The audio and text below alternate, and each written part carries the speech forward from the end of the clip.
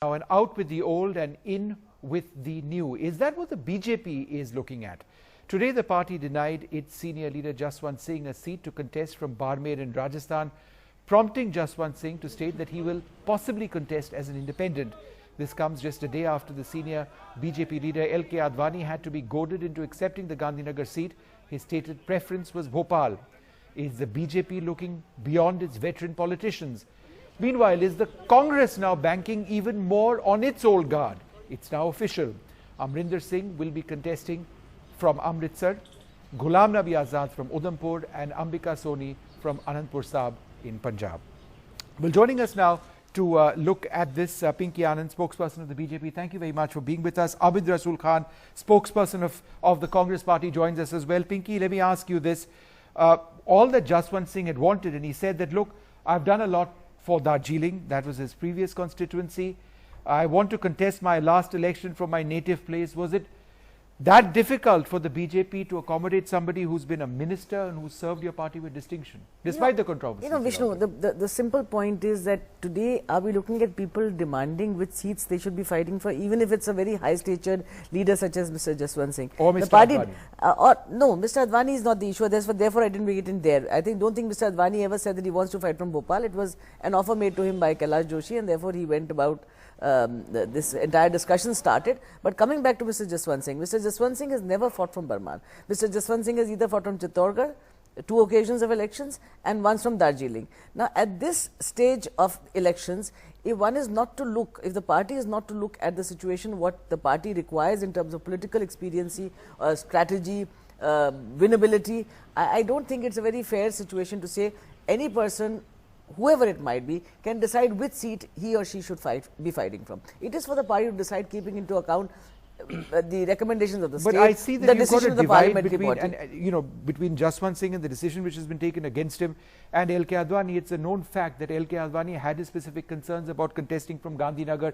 There was an agreement of sorts which was made to him that, look, a letter was sent out to him, a manner of trying to appease him. Finally he said, look, I will contest from Gandhinagar, I will not contest from Bhopal, but it's quite well known that that's where he ultimately wanted to go. No, I don't think it is well known at all. First of all, so that assumption and presumption is probably not in order, A, and B, he's never said so, so therefore you can't go, in that premise that he wanted to do. So C, he has, even as you say, agreed to fight from Gandhinagar. There is no issue about it. He has been fighting from Gandhinagar. If there are discussions between the party, which in fact maybe they shouldn't come to the forefront in any manner whatsoever at all, but there has never been any open dissension by Mr. LK Advani, and he is one of the most respected leaders in the party, and there is no question. If he had actually said, it might have been otherwise. If there are discussions about the process, for whatever the reasons might be, they have settled down. Would it be a loss to the BJP if Jaswant Singh decided to contest as an independent from Barmer? Any senior leader is obviously any loss to a party. Can the BJP do without someone with his experience? No party can do without any senior leader. So will you now be reaching out to him? Would you now be reaching out to him? No, the question is not who's going to be reaching out to whoever. The question is these processes are on. Even now, Mr. Jaswant Singh has not made his position clear in saying that he will go any other way. So, I mean, the process is on. You obviously want amicability in terms of at this particular time, in any case. So, there's no question of having an open confrontation. But if people want to ultimately walk out, I mean, what will you be doing about it? Colonel Sonaram will be contesting from Barmer now. Is that because he's seen to be a more winnable candidate because of the large Jat population there? Is that ultimately what decided? That is one of the very major criteria, of course, and I mean, I'm glad you voiced it, because ultimately what does one look for in an election of this kind? And this is one of the most mammoth elections that the world is going to see, for God's sakes. Even the Election Commission is kind of taken over with the task in hand. So obviously the question of the population there, the particular, let's say the Jat's presence in Barmer constituency is one of the most major features in deciding which candidate is going to be selected. Abid Rasul Khan, let me ask you this. As the BJP looks at its old leaders, and of course on the record the BJP will say that they continue to respect their old leaders who continue to have a role. There is a sense that they want winnable factors, they want winnable candidates. But the Congress party, it seems that the old guard represents the right guard. So you've got Ambika Soni, you've got Amarinder Singh, you've got Ghulam Nabi Azad, veteran leaders no doubt. But what about all the talk of Rahul Gandhi and youth leaders or young leaders, the changing face of the Congress party? Ultimately the Congress still has to rely on its old guard, people like Manishankar Iyer. Vikram, there are two issues which I would like to address. First, our party. We require the senior people, we require their experience, we require their expertise in running the government in future to run a proper and effective government. And as far as your question on Rahul ji and his intentions and his ideas to have the youth come into the forefront, our list, if you look at it and analyze it, it has the youth power in it. It has people below 40, it has people below 35, and at an average, I think it is around 46 or 47 years. But the point here is, though it is not our concern, but the BJP's happenings and the BJP's discussion, I would like to say, definitely the country is concerned with the marginalization of the moderate and saner faces of BJP and the hardliners taking the forefront and taking the ground.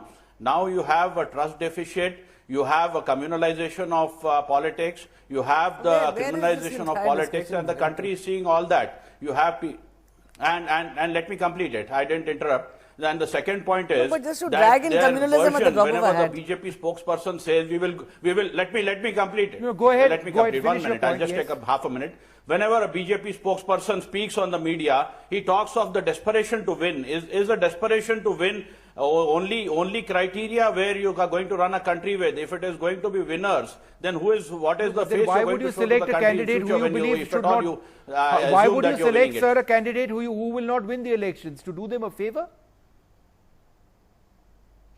No, it is not the question of winning. It is a question of giving a saner, a secular, and a constitutionally acceptable figure. It is not just winning. If you are going to get terrorists to run the country, is that possible? If you are going to get criminals to run the country, it's possible. You raise it is an definitely important not point. possible.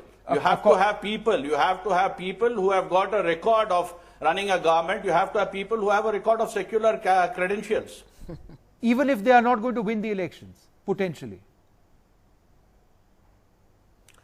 Obviously, because you are not just winning the election, you are running a country. In other words, you are saying, sir, it is okay to have very respected people contesting in the elections, even if they aren't likely going to win the elections. What purpose does that serve any political party? Vikram, it is definitely wrong to assume that a respected person will not be voted to power. I assume that the voters of India would definitely give advantage to a respected person, a secular person who is known for his secular characteristic and who is known for his commitment to the constitution of this country. I think the point that Mr. Abid Rasool Khan is making is that Jaswant Singh's secular credentials were stronger, he believes, than others in the BJP. Therefore, he was the right choice for your party. I mean, I think, Vishnu, you've really raised the questions to this position and really made it quite clear. What every political party is looking for is a position where they can make a government, where they can have candidates who are credible and who are likely to win from that particular constituency as much as for the party. So, just to have a person there, even if the person is a senior leader by itself, may not be enough, because obviously you are looking at winning, and only if you win you are going to come into the position of power. Only if you come into a position of power you are going to utilize those very senior leaders who may not have won the elections. I mean, the whole thing is built around this entire crux. So ultimately, does Jaswant Singh in a sense suit the interests of the Congress party? He doesn't suit the interests of the BJP quite clearly.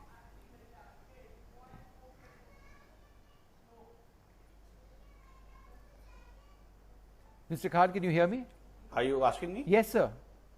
I'm rather perplexed at your you support for Jaswant Singh. I'm rather perplexed at your support for Jaswant Singh, sir. I would assume that the Congress party would have said, what does it matter to us who's contesting from Barmer? But you seem to be endorsing Jaswant Singh, so I find that perplexing. No, Vikram, Vikram, I am not supporting anybody. As I opened my answer, I said it is an internal matter of BJP and they can take any call they want. But my point here is the country is looking at the happenings in BJP, where there is definitely a polarization of forces which are not going to be good for the country's future.